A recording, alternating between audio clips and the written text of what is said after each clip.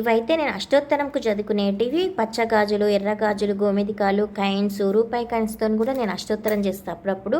గవ్వలు ఇవన్నీ ఇందులో పెట్టుకున్నాను. ఇదేమో రోజు ధూపు పెడతా కదా, ధూపు డబ్బా ఇది. రోజు ఒకటి ధూపు వేస్తాను, లేకపోతే శుక్రవారము సోమవారం వేస్తాను. ఇవేమో వత్తులండి, ఇవి నిజామాబాద్ నుంచే తెచ్చుకుంటేవి. ఇవి చేతి మీద చేసిన వత్తులు. ఇదేమో మనము ఒడిబియ్యం పోసేటప్పుడు పైన కప్పే టవాలండి. ఈ తర్వాత కుంకుమ అండి.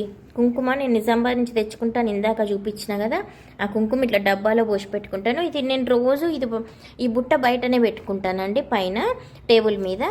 ఇదేమో అగ్గిపెట్టే, వత్తులు, రోజు వాటరు, గంధం డబ్బా ఇవన్నీ నేను రోజు వాడేటివి. ఇవేమో ఓడిబియ్యంకు వాడేటి, లోపలనే పెట్టేస్తా. ఇవేమో అభిషేకంకు చేసేటప్పుడు వాడుకునే డబ్బా. ఇది తేనె, నెయ్యి, వట్టి వేరు అన్నీ ఉంటాయి ఇందులో. ఇదేమో నేను రోజు కుంకుమ పెట్టుకుంటాను కదా, ఇది దేవుడు అమ్మవారి కుంకుమ అండి. ఈ డబ్బాలో పోసి పెట్టుకుంటాను, ఇది పెట్టుకుంటాను. ఇదేమో శనివారం రోజు నేను గల్లా పెట్టే డబ్బులు వేస్తాను కదా నరసింహస్వామికి, అది. ఇవేమో కాయిన్స్, ఇందాక మీకు చూపించిన కదా, ఇవేమో కాయిన్స్ అండి. ఇవి కూడా అష్టోత్తరంకే వాడతాను, కానీ అప్పుడప్పుడు వాడేటివన్నీ ఇందులోనే పెట్టుకుంటానండి. టేబుల్ మీద అయితే నేను ఇట్లా కవర్ వేస్తాను.